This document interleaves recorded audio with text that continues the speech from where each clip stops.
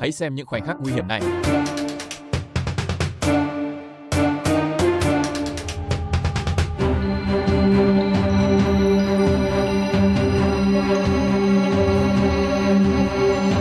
Mỗi khi những vụ tai nạn như thế này xảy ra, sẽ có người đặt câu hỏi, xe máy điện rõ ràng ở ngay bên cạnh, sao tài xế xe tải không nhìn thấy? Đúng vậy, họ thực sự không nhìn thấy. Xe tải lớn do thân xe đồ sộ có vùng điểm mù rất rộng. Đây là điểm yếu an toàn cố hữu của loại xe này, đặc biệt là khu vực bên phải của xe tải. Chúng ta hãy xem góc nhìn từ bên trong xe tải. Đỗ vị trí lái được đặt bên trái. Khi tài xế quan sát bên phải qua gương chiếu hậu, vùng điểm mù bên phải rộng hơn nhiều so với tưởng tượng. Có thể thấy nhiều khăn lau đã bị che kín hoàn toàn. Tại sao lại làm vậy? Bởi vì khi gương bù điểm mù có thể nhìn thấy, điều đó có nghĩa là khoảng cách đã rất gần. Dù có thể nhìn thấy, nhưng một khi xe đã di chuyển, khoảng cách đó cũng không đủ thời gian để phản ứng. Điều này khiến hai bên xe tải, đặc biệt là bên phải, trở thành khu vực nguy hiểm cao trên đường. Trong tất cả các tình huống nguy hiểm liên quan đến xe tải, việc rẽ phải là nguy hiểm nhất. Khu vực nguy hiểm khi xe tải rẽ phải được gọi là vành lưỡi liềm tử thần, đúng như tên gọi. Một khi xe cộ hoặc người đi bộ tiến vào khu vực này, có thể phải đối mặt với nguy hiểm đến tính mạng. Nguồn gốc của nguy hiểm này nằm ở khoảng chênh lệch bánh xe của xe tải lớn.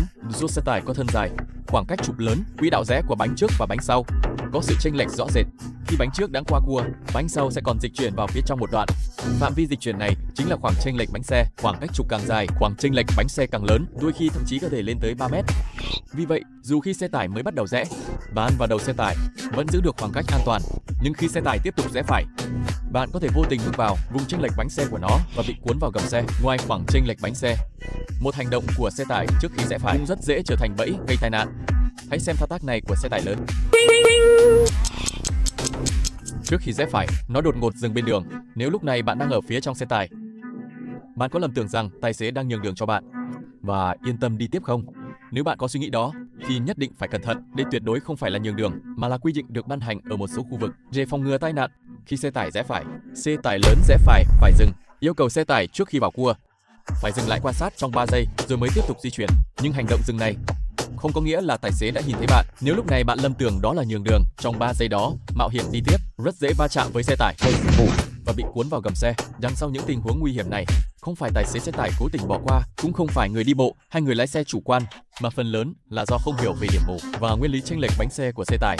Trong giao thông, sự thiếu hiểu biết thường là rủi ro lớn nhất. Tránh nguy hiểm từ xe tải thực ra không quá phức tạp. Đầu tiên, tuyệt đối không đi song song lâu dài bên phải xe tải và đừng cố vượt hoặc lách qua bên phải xe tải. Thứ hai, khi gặp xe tải rẽ, nhất định phải giữ khoảng cách thật xa với xe tải. Đừng cố vượt, hãy nhớ rằng đầu xe qua được chưa chắc an toàn. Cuối cùng, nếu thấy xe tải dừng lại trước khi rẽ phải, tuyệt đối đừng vội đi tiếp.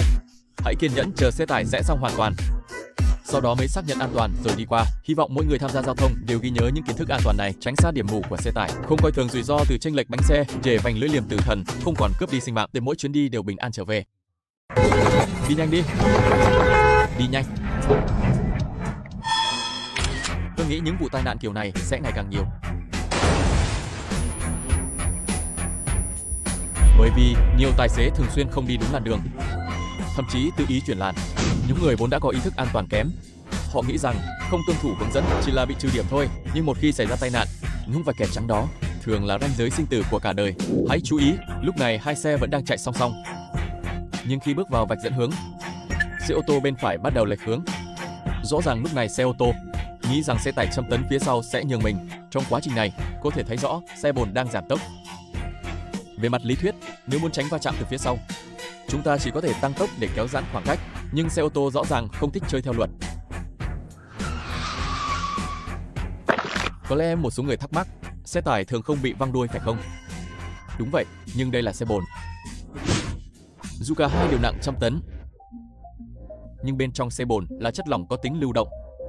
Vì vậy, với cùng trọng lượng, xe bồn dễ bị lật ngang hơn. Dù trong video, xe bồn bị lật ngang là do tác động bên ngoài, nhưng vẫn có trách nhiệm vì không giảm tốc ở ngã tư. Hãy thử tưởng tượng, nếu lúc đó không có xe ô tô vi phạm chuyển làn, mà có người đi bộ bất ngờ xuất hiện trên vạch qua đường, bạn nghĩ xe bồn có thể dừng lại dưới quán tính không?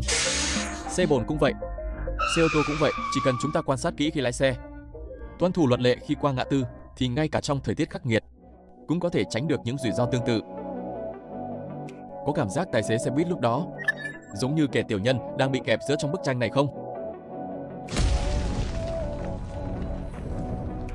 Giả sử quyền quyết định lúc này nằm trong tay bạn, bạn sẽ chọn thế nào? Ở đây, tôi sẽ nói một điểm quan trọng, Chỉ cần rèn luyện thói quen này, bạn có thể tránh được rất nhiều nguy hiểm.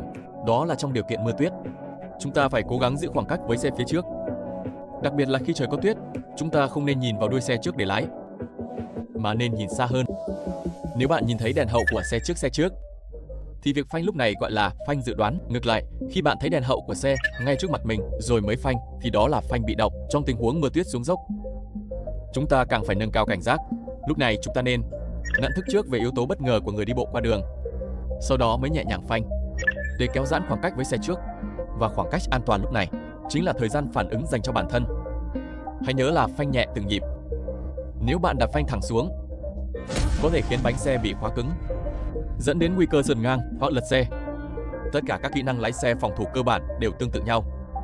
Ví dụ như trong tình huống xe ô tô trước đó, chỉ cần có ý thức nhìn vào gương chiếu hậu là có thể phát hiện xe bồn bên cạnh, từ đó chuyển làn tránh hoặc tăng tốc để kéo giãn khoảng cách an toàn. Điều này so với việc xe ô tô mù quáng đặt niềm tin an toàn vào người khác thì đáng tin cậy hơn nhiều. Thao tác như trong sách giáo khoa thực sự là của người này.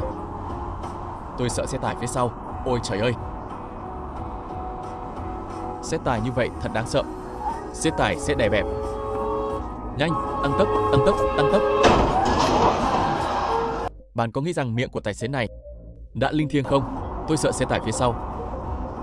Chính câu nói đó cho thấy anh ta luôn quan sát gương chiếu hậu và đã phát hiện ra tín hiệu cả xe trước và xe tải bên cạnh cùng lúc phanh. Ngay sau đó, tài xế này cũng bắt đầu giảm tốc. Chú ý ở đây, nếu anh ta không giảm tốc để tạo ra khoảng trống chuyển làn bên phải, thì anh ta sẽ bị kẹp giữa như bánh tráng. Lái xe trên đường mà chịu thua không phải mất mặt, mà là giữ mạng. Nếu không muốn nằm trong phòng ICU để hối hận, thì dù bị xe khác chen ngang và cảm thấy bực mình, bạn cũng phải nhịn. Bởi vì trên đời này không có thuốc hối hận, mà chỉ có gương chiếu hậu.